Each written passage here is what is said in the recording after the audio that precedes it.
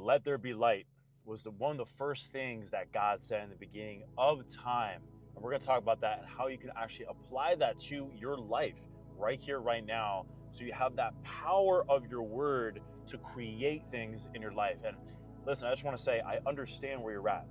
You're in a spot where maybe you make progress, but then you keep taking a couple steps back. So let's dive into the first framework and get you exactly what you need from this video so you can get off here and start creating and do what you need to do. Let there be light. So in the biblical sense, and listen, no matter what background you are, if you're religious, if you're not, at the end of the day, there was something that came from nothing, right? So there was a big bang that we all can, well, that's also a theory, right? But if you are an atheist, you believe in the Big Bang. If you're a Christian or you're religious, you believe that God created something from nothing, or God created the world from the Word, right? Doesn't matter. Either way, light was created, right? So when God said, "Let there be light," here's the wisdom. He didn't say, "Maybe there'll be light." He didn't say, "Tomorrow I'll do light." What did he say? He said, "Let there be light," and there was. And obviously, I'm not here to say that you're God, but you're made in the image of Him. And so what does that look like? You can hone and sharpen your word to a point where you can say that in your life, guys. I promise you, you can say, I'm going to wake up tomorrow at 6 a.m. Let there be light. You wake up tomorrow at 6 a.m. Why? Because you trust your word. You can say, hey, I'm going to work out for this amount of time today. And you do. Even if you don't want to, you do. And you compound that, guys, day after day after day. And what eventually happens, let there be light. Whatever you say, whatever your word says, gets created in the reflected mirror of the world. And we can go deeper about that. I mean, in the metaphysics sense, it means the world's trusting you because you trust yourself, and the world is simply a reflection of you. You're an integral part of the world. You're not separate from the world. But either way, as you compound this, guys, you compound your word day after day, and you start to trust yourself so much that every single time you say, I'm going to do something, it's going to happen. And if you don't, listen, you're human, you make mistakes. We don't do it on purpose. You don't mess up on purpose. It's one thing if, you say you're going to go to the gym and you say, I don't feel like it. That's the biggest self-disrespect in the world.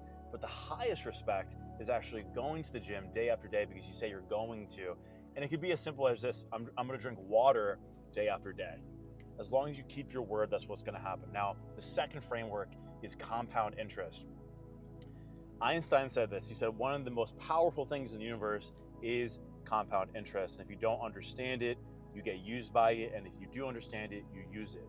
Now, obviously, there's a money component here, but money is energy. And also your word is energy. And so when it comes to compound interest, let's say tomorrow you wake up and you say, I'm going to wake up at a certain time, and you do. Cool. That's one, consider it like $1. Okay? But you keep that $1 because you remember it. Your mind always remembers what happens here, guys. Your mind's always taking notes saying, okay, did this person, when I say this person, like you, did you keep your word? Did you not? And it's going to record it. It's going to write it down. Now, if you continue to not keep your word, your mind's going to be like, this person I don't trust. So I got to take control. Okay? And that's going to be the next framework that we talk about. Before we do, compound interest. Day after day, you keep your word. Day 1, you get that $1. Day 2, you get $2. Day 3, you get $4. It compounds over time like that. And then $8, and then $16. Every day is like that. And so eventually what happens, if you keep your word just for 21 days, you look back, guys, and you're like, I feel pretty good. Feel pretty good. Not to mention the external results that you're getting from keeping your word. Compound interest over time. Eventually what happens is you start to create that fire. You start to create that fire in your soul where you're like, hey, I just trust myself. I know myself. And you start to feel that calmness and that comfort within you. So compound interest.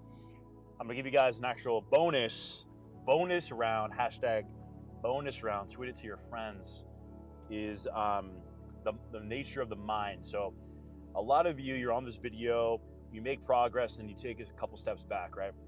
Maybe you are successful, maybe you're trying to be successful. Well, I'm here to to help you overcome the thing that's blocking you from your success, and it is your mind. What do I mean by that? The mind starts to overthink when it doesn't trust you. Let me say that again. The mind starts to overthink and get anxious when it doesn't trust you. Okay, so we're diving into some deep stuff now. That means that you're not the mind. So who are you? Well, that's a different video. You're the soul, you're the awareness. You're the one that notices the mind. Let's just say that for now. Now, the mind starts to be active because it wants control. It's the ego. It wants control because in the past it hasn't been able to trust you. When you said you're going to wake up on time, you don't. When you say you're going to ask that girl out and you don't. When you say you're going to ask for that promotion and you don't. When you say you're going to hit the gym and you never do. The mind is scared and it needs control. Can you blame it? No. But here's the cool thing. Keep your word for 21 days and what happens, your mind activity will drop at least 100%. I promise, if you really stick with this and you perform a meditation practice. Why? Because then it starts to trust you and your mind starts to submit to your heart. Your mind starts to submit to your heart. In virtually all religious texts, the Gita, the Bible, I haven't read the Quran, but a lot of different stuff. If you read the Quran, comment below. I'd love to hear your thoughts. The heart is always the seat of the soul. The heart is always more connected to God than the mind. You know, be still and know that I'm God. It's not think about God, it's be still and know that I'm God in Psalms. And so with that, you can consider yourself more connected to the heart than anything. And what's interesting is the Gita actually says this. It says that the heart records everything you do, and then that's your judgment at the end of life. So whether or not you take that literally, we can always learn from wisdom, ancient wisdom, and take what works, takes what doesn't. Now, what do I mean by that? What I mean is when you trust yourself fully and you keep your word, the mind starts to submit to the heart, and then you are the heart. You start to be more present, you start to be more embodied and more powerful. And eventually, what's really great, guys, is you're able to use the mind directed to a goal. Now, that's another video. If you want a video on that, comment below, heart-mind dynamics. But this is in reality transurfing as well.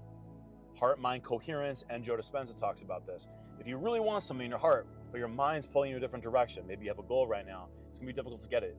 Same with the opposite. Let's say your mind's really interested in something, but your heart's not really passionate about it. But when those two are aligned, gentlemen and ladies, you're unstoppable. You're unstoppable.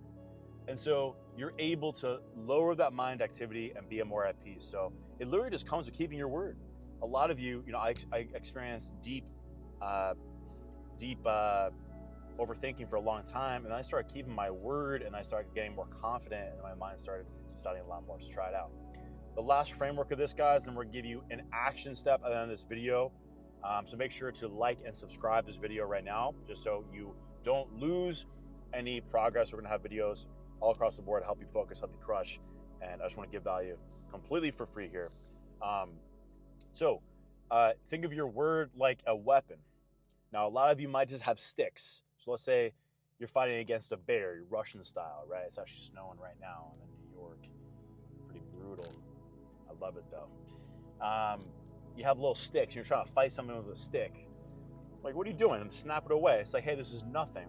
Some of you are on slippery rocks, just so slippery, there's no grip. Some of you have daggers. Maybe you kept your word a couple times, that's decent. Some of you have swords. Maybe your sword, your word is, you keep it 90% of the time. But those of you who have claymores, which is like a double-handed, big Scottish sword, like, what's his name? Like King William, whatever. I think it's King William, you know what I'm talking about. William the Lionheart or something. He has a claymore. And it's because if you keep your word for 21, 30, 60, 90, 365 days, imagine if you kept your word for 365. And then you're like, hey, I just trust myself. I don't miss, bruh. You say that to yourself, but you also stack the evidence, right? Hormozy talks about that. You're stacking the evidence that creates confidence. So you look back, maybe you have a bad day, but you look back and you're like, hey, I've kept my word 365. I'm good, bro. Then you have a claymore. Then you can cut through all BS, guys. You can cut through all obstacles. So whatever you say you're going to do, you're going to do it. The world is yours. So here are some action steps for you to start taking and start to change your life with this protocol. Very simple. Just keep your word for 21 days using this following framework. It's going to be the standards I actually give my paying clients, and it works really well because I've done it myself as well. 5 standards that you stick to on a daily basis. And these are simply daily habits, guys. So for example, one could be a wake-up time. Has to be every single day. I know what you're thinking. What about weekends? Do it for 21 days, and I promise you it's going to change your life. You can't change it every day. It won't work. It has to be something you do every day. So maybe 7 a.m. every day, or try 6:30. Then you have to go to bed earlier on the weekends, but I promise you, nothing's better than knowing that you're in integrity. Any fun, any pleasure has no match to you feeling like you're in integrity. So you have your wake-up time. It can be meditation. Highly recommend meditation, guys. We have a bunch of meditations here on this channel for you to check out. It's called self-inquiry meditation. It could be even, hey, 5 minutes of meditation every single day. Doesn't matter the amount. What matters is that you do it and it's sustainable for you, okay? So let's say 5 minutes of meditation every day. Let's say 30 minutes of activity before noon, okay? Let's say talk to 1 new person a day, right? Let's say send 10 new Instagram messages to prospect new clients. Doesn't matter what it is, but what I encourage you to check out is there's 3 areas of your life that you likely want to improve. And that's your health, that's your wealth, and that's your relationships. So look at where you want to be in 8 weeks from now, and what are the 5 habits that will get you there? You know, we all have goals like, oh, I'd love for this to happen, but then it's like, that's the output, but what's the input? Input equals output. Frequency equals input. Input equals output. So focus on the inputs, guys. All right, you want to hit 10K more recurring revenue every month. Fantastic. What do you need to do in order for that to happen? You need to prospect. What are those revenue generating activities? You want to meet your future wife. What do you do? You're like, hey, I haven't been in a relationship. God's will. No, bro, it's not God's will. You haven't been talking to women, bro. You know what I mean? Go talk to women. Let's say, so that's health. Let's say health. You're overweight and you want to get in better shape. You're like, I want to do this. Want is the worst thing you could say. Say, I am doing this right now, and commit to it. And the inputs are eat less, move more, hit the gym, and you will lose weight. That's the output. So how can you apply that to your life? So think about that and create those 5 standards down. Put it on a document. Comment below your 5 standards as well. And what I encourage you to do is keep it somewhere where you can see every single day. So what I do is I actually keep it on my phone. Let me show you this, guys. Boom. So you have it right here. I don't know if you can see it. Wake up, journal. I have some of my goals here for a new business that I have. Read 10 pages, etc. I don't know if you can see that. But put it as your home screen, throw it in ChatGPT, make it aesthetic, and make it something that you look at every single day. That's the video. Make sure to subscribe. We got a lot more content coming your way, and I hope this is helpful. And I'll see you soon. Peace.